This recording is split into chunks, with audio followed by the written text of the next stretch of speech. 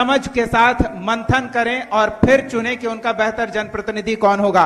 और इतनी सक्रिय बक्सर की जनता है, इतने महत्वपूर्ण श्रोतागण हैं और इतने सजीव हैं, इसके लिए हम श्रोतागणों को भी आभार व्यक्त करते हैं। एक बार जोरदार तालियां अपने लिए भी आप बजाएं कि हमारे इस मंच को सजीव रखने में आप योगदान दे रहे हैं। और आभार हम इस वजह से भी व्यक्त करना चाहेंगे कि आप हमारा सहयोग दे रहे हैं इस सकारात्मक वाद विवाद के बीच। लेकिन हम आग्रह कर रहे हैं कि यह वाद विवाद का मंच नहीं है, हम हिसाब लेने पहुंचे हैं पार्टी के प्रतिनिधि से, जनता के प्रतिनिधि से और दावेदारों से कि आखिर किस आधार पर उनके दम का यहां मूल्यांकन हो। चलिए हम कार्यक्रम को आगे बढ़ाएंगे और हम आमंत्रित करेंगे पूर्व परिवहन मंत्री, राजपुर विधानसभा क्षेत्र से जेडीयू के विधायक रह चुके संतोष कुमार निराला जी को। संतोष जी कृपया मंच पर आए। हम आग्रह करेंगे हमारे सहयोगी बबलू जी से कि उन्हें मंच पर लाने में सहयोग करें। हम आग्रह करेंगे हमारे प्रधान संपादक अनुराग ठाकुर जी से कि वो मंच पर आएं और एक स्मृति चिन्ह प्रदान करें जो उन्हें याद दिलाता रहेगा कि कशिश बिहार मंथन के माध्यम से जनता के सवालों को लेकर उनके बीच आया है और इस चर्चा को हम आगे बढ़ाएंगे।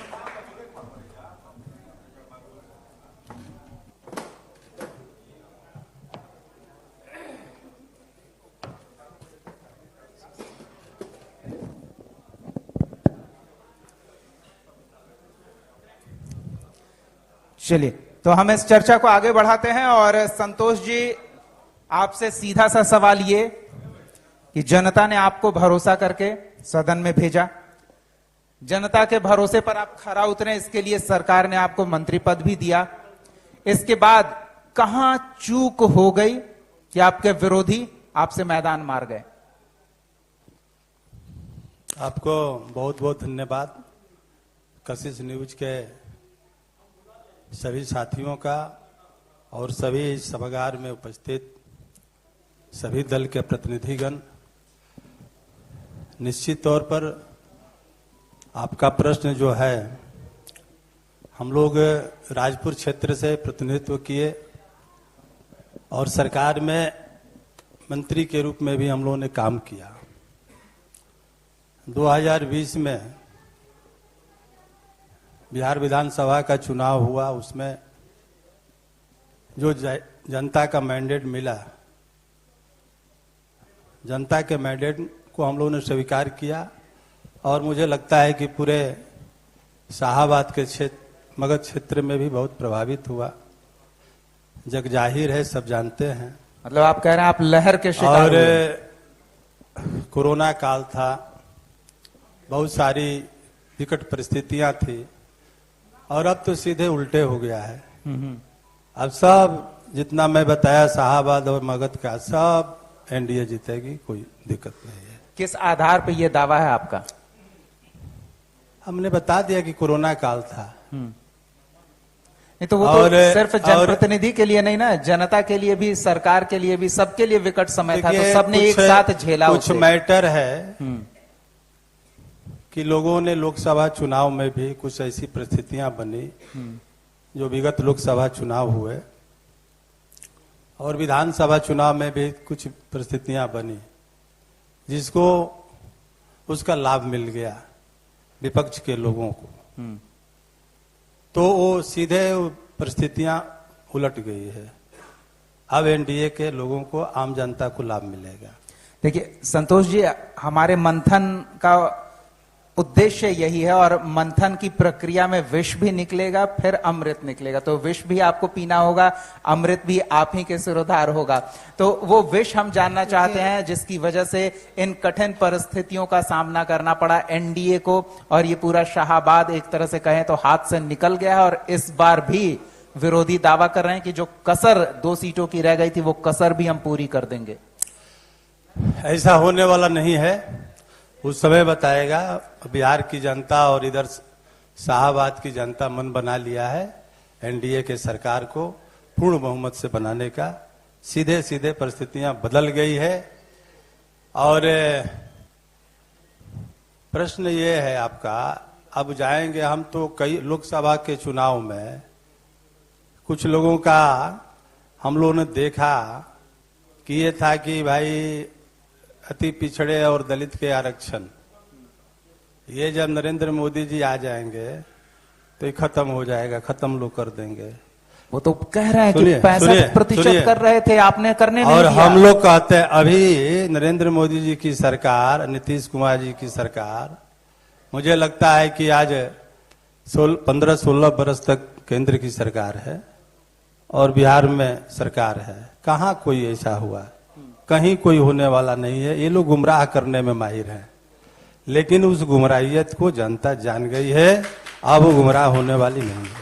नहीं तो ये क्या ऐसी गलती कर रहे हैं? इनके नेता भी आए थे, वो तो कह रहे हैं सब कुछ सही चल रहा है। जब कुछ गलती ही नहीं तो फिर बदलना। देखिए, आप प्रश्न उठाइए। अभी एक साथी बता रहे थे कि राजपुर के भी विधायक इस मंच पर आए थे। बिल्कुल। तो राजपुर विधानसभा का हम प्रतिनिधित्व करते हैं, तो उस हिसाब से वहां का प्रश्न उठाइए, हम लोग उसका जवाब देंगे, बताएंगे उसके बारे में। अब बाकी जो हमारे प्रतिनिधि आ रहे हैं बक्सर के या अन्य विधानसभा के, इस जिला के, वो अपनी बात रखेंगे। नहीं, राजपुर जिला अध्यक्ष लोग भी आएंगे, सब बात राजपुर के रखेंगे। विधायक आए हुए थे, वो तो 25 पन्ने का एक लीफलेट लेके घूम रहे हैं। कामों की लंबी लिस्ट है, ये कराया, वो कराया, SC ST आवासीय विद्यालय खुलवा दिया, वहां मिर्जापुर में काम करवा दिया। तो नहीं, कामों की मिर्जापुर लंबी तो लिस्ट वो लेके घूम रहे हैं। मिर्जापुर तो यहाँ है नहीं। कुछ उसी तरह का राजपुर नाम था। विधानसभा में हाँ। मिर्जापुर कोई गांव है? ये देखिए, ये भी लगे रहते हैं, कोई गांव नहीं है। और अब उनका बुकलेट तो हम देखे नहीं है। नहीं, हम देखे ना। हाँ, मिर्जापुर नहीं, इस्लामिक मदरसा खिर्री में। हाँ, तो ये देखिए 25 पन्ने का ये लिस्ट है। 5 साल बेमिसाल विश्वनाथ राम का कार्यकाल। तो ऐसा क्या गलत वो कर रहे हैं कि इस बार आपको जनता चुने? वो तो दावा करके गए हैं कि सब सही है, इस बार तो एकदम निश्चिंत है। वो तो कह रहे हैं कि मैं नहीं भी लड़ने जाऊंगा तो जीत जाऊंगा। ये तो अब समय बताएगा। हाँ, नहीं तो समय तो क्यों समय बताएगा। आप कुछ ठोस नहीं बता रहे, आप गोल गोल बात कर रहे हैं। देखिए, ये जो बुकलेट है अभी तो हम पढ़े नहीं है, न देखे हैं, लेकिन मुझे लगता है जो क्षेत्र में हम लोग भ्रमण करते हैं और उनसे बहुत ज्यादा हम चलते हैं, या जो भी राजपुर इलाके से जनप्रतिनिधि के रूप में लोग या तो पूर्व में है, दावा करते हैं, वर्तमान में, मुझे लगता है कि हम ज्यादा ही फील्ड में चलते रहते हैं। चलिए, आप लेकिन आपने इस बात का उल्लेख किया तो उनकी कही बात पे मैं आपका रिएक्शन ले लेता हूं। वो कह रहे हैं कि मंत्री जी थे, परिवहन मंत्री थे, अपने क्षेत्र में आते थे तो उनकी गाड़ी का शीशा नीचे ही नहीं होता था, कभी कभी ही उनकी गाड़ी इधर आती थी। देखिए, वो क्या कहेंगे, वो कुछ नहीं कह सकते हैं। अभी इस किताब में हम तो पढ़े नहीं है, एक भी नई रोड नहीं है। हमने 125 रोड जो पुराने रोड थे, और लगभग 125 तो एक वित्तीय वर्ष में है इसमें 125 रोड मैंने उसको जो है MR कोटे से मरम्मत कराने के लिए जो उसका DPR बनता है, एक साथ हम लोग ने शुरू कराया, क्योंकि हम लोग की सरकार है। अब वो काम शुरू होता है तो उस काम का एक बात और है कि माननीय मुख्यमंत्री जी आए थे प्रगति यात्रा में बक्सर जी, और सब लोग जानते हैं प्रगति यात्रा के दरमियान जो धनसोई का बाईपास रोड है, उनके हम लोगों ने पास हुआ। जिला अधिकारी से और मुख्यमंत्री सचिवालय से वार्ता करके उसका पूरा कागजात है मेरे पास, और जनता वहां के धनसोई के लोगों ने आग्रह किया कि जाम लगता है, वह स्वाभाविक है कि जाम लगता है, उसको हम लोगों ने बाईपास बनाने का काम वो कह रहे हैं वो 7 बार विधानसभा में बोले तब सरकार मजबूर हो के बाईपास मैंने कराया। मतलब वो सिर्फ शिलापट लगा के वाहवाही वो बटोर रहे हैं। शिलापट भी लगेगा, सब कुछ लगेगा। इटाढ़ी में वहां का चेयरमैन है, 6 महीना पहले हम इटाढ़ी गए थे, वहां के लोगों ने कहा कि नाला का पानी रोड पर जमा हो जाता है, और हम गए, हम बोले इसीलिए कि आप सब देखिए भाई, हम विधायक हैं नहीं, हमारी सरकार है, मैं जितना भी काम कराऊंगा, लेकिन एज द विधायक के नाते बोर्ड पर नाम तो विधायक का ही लिखाएगा, क्योंकि मैं तो विधायक नहीं हूं। लेकिन आप लोग सबूत के तौर पर चलिए, मैं उप मुख्यमंत्री थे, रोड भी जो है पथ निर्माण विभाग के मंत्री थे, वो सिन्हा जी, और वो मेरे साथ कैबिनेट में मिनिस्टर थे, हम भी मिनिस्टर थे, साथे बैठते थे। हम ले गए चेयरमैन सहित 8-10 लोगों को, और उनके साथ एक दिन में इटाढ़ी के सेंट्रल नाला का स्वीकृति मिला, और वहीं से दूसरे दिन इंजीनियर आए, दूसरे दिन इंजीनियर की टीम आई, उसी दिन आने वाली थी। लेकिन हम बोले कि आप लोग इटाढ़ी के हैं, चेयरमैन है, आप लोग चलिए, खाना बना है, खाना खा के जाइएगा। 1 बज रहा था, और हम बोले ऐसे कैसे अपने आवाज से हम भेज सकते हैं। तब तय हुआ कि कल आप लोग टीम आइए। दूसरे दिन टीम आई, वेरिफिकेशन की, डीपीआर बनाया, सैंक्शन हुआ, सब कुछ हुआ।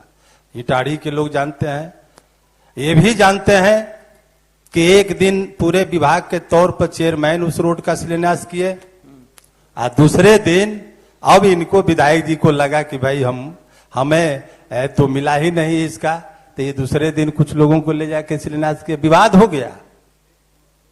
तो काम करता है कोई और, आश्रय लेना चाहते हैं कोई और। इटाढ़ी की, राजपुर की जनता जानती है कि इटाढ़ी का सेंट्रल नाला संतोष कुमार निराला ने बनवाया। धनसोई की भी जनता जानती है कि प्रगति यात्रा में मुख्यमंत्री जी से डीएम, गवाह के तौर पर डीएम साहब हैं, सिविल एसडीओ साहब हैं।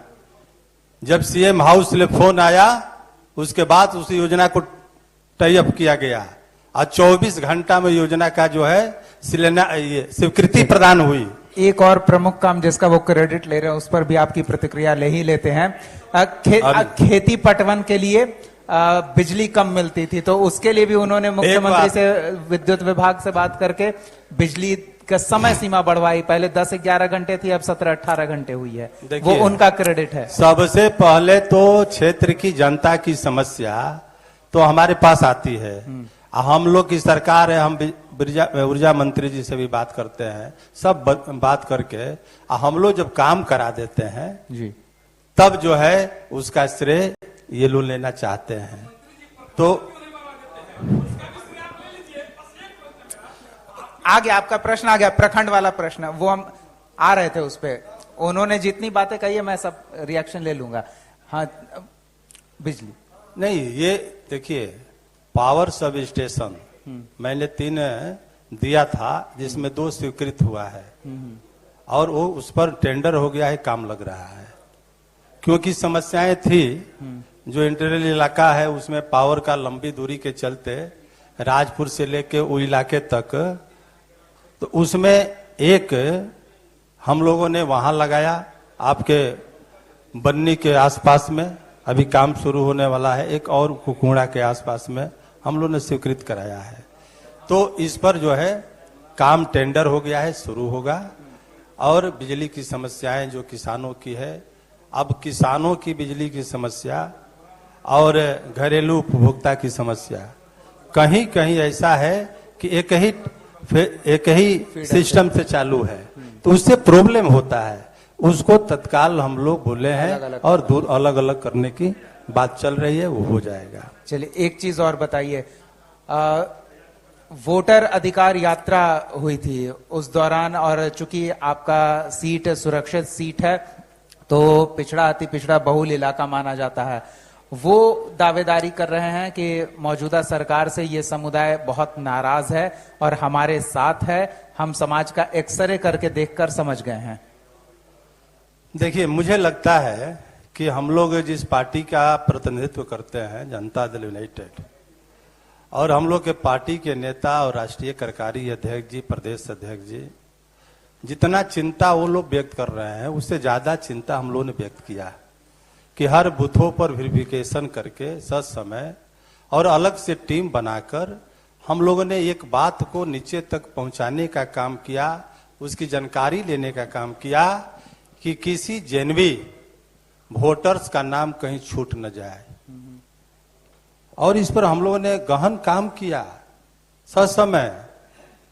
लेकिन मुझे विश्वास और भरोसा है कि एक भी, जब मैं पूरे रात दिन अपने क्षेत्र इलाके में रहता हूं, कि एक भी ऐसा व्यक्ति राजपुर से नहीं मिला जो ये कह दे कि हम यहाँ हैं और मेरा नाम वोटर लिस्ट में नहीं है।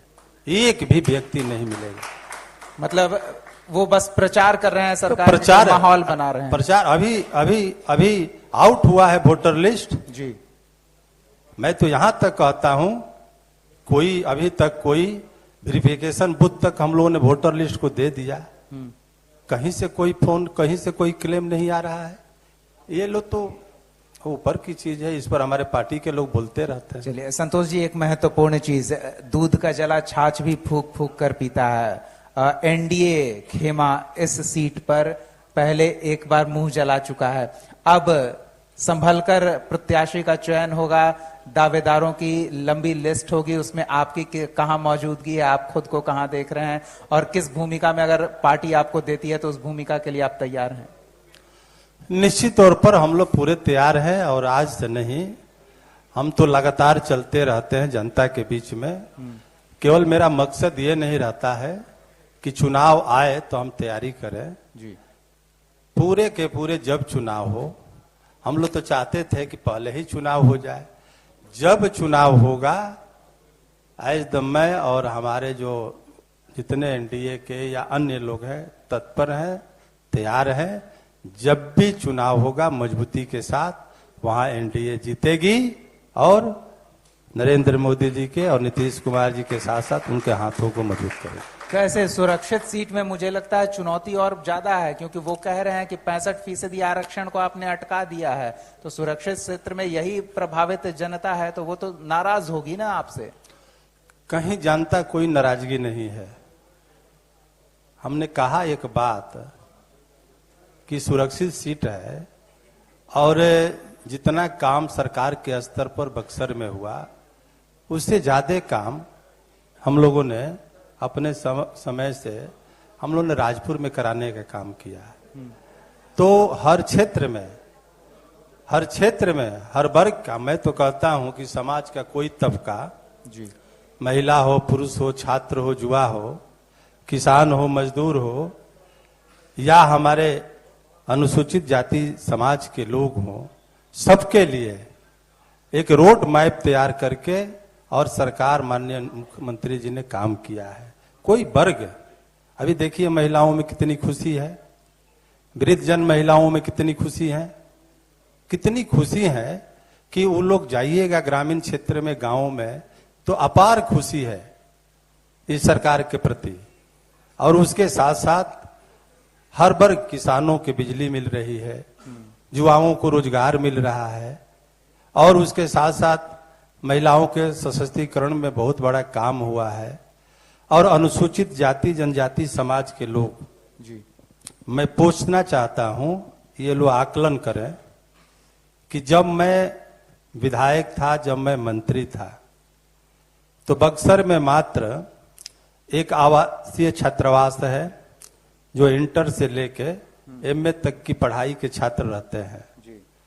उसमें विधायक के समय मैंने 28 लाख रुपया मरम्मती के लिए सरकार के स्तर पर लाया था, उसका भी रिपोर्ट कार्ड है। उसके बाद में पांडेपट्टी में अनुसूचित जाति का एक विद्यालय था, 1 से लेकर 10 तक, सब लोग जानते हैं। उस विद्यालय में कब वो छत ढह जाएगा, बरसात में पानी गिरता था, और लगभग 500 बच्चे पढ़ते थे, आवासीय था।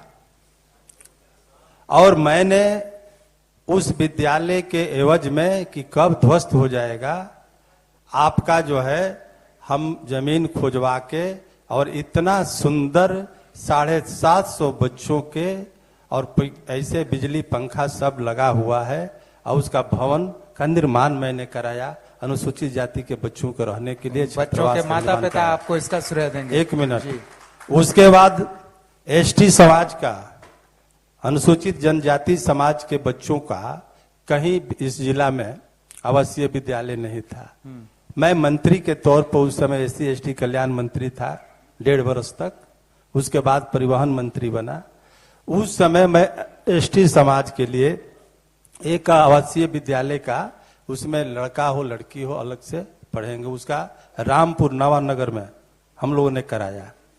इसके बाद में आप देखिए कि छात्रावास, अनुसूचित जाति के बच्चों के, बेटियों के लिए अलग छात्रावास, इंटर के बाद पढ़ाई करने के लिए उसकी व्यवस्था, उसका छात्रावास बन गया। तो सारा चीज वो जो इसमें लिखे होंगे रिपोर्ट कार्ड में आदफा वाला, ये आदफा वाला आज का है। ये आदफा वाला हम लोग करवा दिए थे और करवाने के बाद बिल्डिंग बने सरकार का हुआ है। सरकार बना रही है, सरकार बना रही है भाई, और जगह बन रहा है, हर जिले में बन रहा है। चले अब हम पूछ रहे हैं, हम हर ना हम देखिए वो हर जिले में बन रहा है। तो इस प्रकार का श्रेय लेना, मैं इंजीनियरिंग कॉलेज यहाँ पॉलिटेक्निक कॉलेज बनाया आपका इटाढ़ी में, इतना सुंदर है, और वहां के लोगों को कम से कम 100-125 लोगों को रोजगार मिला है। बच्चे रहते हैं, बच्चियां रहती हैं, छात्रावास है, सब्जी मार्केट, सोडा साबुन और सब्जी सप्लाई, सारा चीज। 100 लोगों को रोजगार मिला, स्थानीय लोगों का विकास करता है, स्वाभाविक है। मैंने पॉलिटेक्निक कॉलेज कहीं और था, उसको लेकर अपने इटाढ़ी क्षेत्र में बनाने का काम किया। चलिए संतोष जी, चलते चलते एक और चीज, आप रुकिए ना सर, आप रुकिए। हाँ बोलिए, आपको बोल रहे हैं, आप बोलिए। हाँ बोलिए आप, हाँ बोलिए।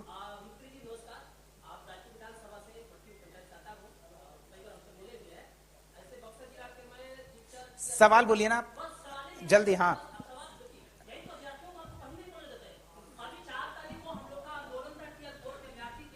अच्छा, शिक्षक अभ्यर्थी हैं, हाँ बोलिए ना जल्दी से।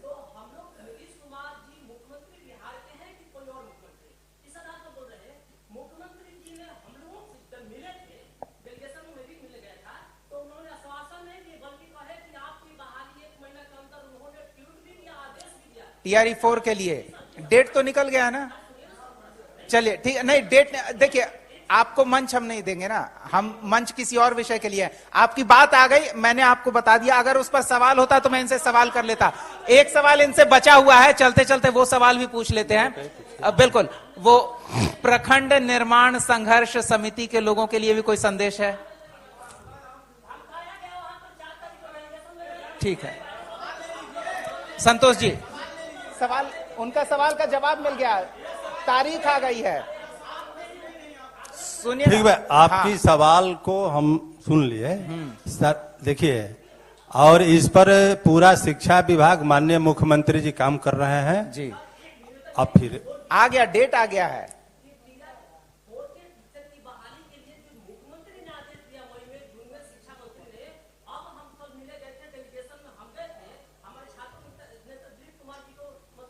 सुनिए ना, आप नेताजी के प्रचार के लिए यहाँ मत बैठिए, आप बैठिए, हो गया, हम समझ गए ना। आप बैठिए, आप बैठिए, आप बैठ जाइए, बैठिएगा अपनी जगह पे आप बैठ जाइए। संतोष जी, वो छोड़िए, वो हम समझ रहे हैं क्या हो रहा है। आप बस मेरे सवाल का ये जवाब दे दीजिए, प्रखंड निर्माण संघर्ष समिति के लोगों के लिए कोई संदेश? देखिए, 2015 के इलेक्शन में ये सवाल आया था जी, और धनसोई के और आसपास के लोगों ने, कार्यकर्ताओं ने, और विशेषकर एनडीए के कार्यकर्ताओं ने ही, क्योंकि ये हम लोग महसूस करते हैं कि दूरी के हिसाब से प्रखंड बनना चाहिए जी, और इसका हम एमएलए के तौर पर प्रश्न भी किए थे, और यहां तक ग्रामीण विकास मंत्री और माननीय मुख्यमंत्री जी से हम लोगों ने कहा भी था। 2020 के इलेक्शन में वो लोग मुद्दा बनाए, ये मुद्दा में ये विधायक जी जाकर कहे थे कि हम 1 साल के अंदर धनसोई को प्रखंड बना देंगे, प्रखंड को का निर्माण करा देंगे, माननीय विधायक जो वर्तमान में जब है। सत्ता में थे।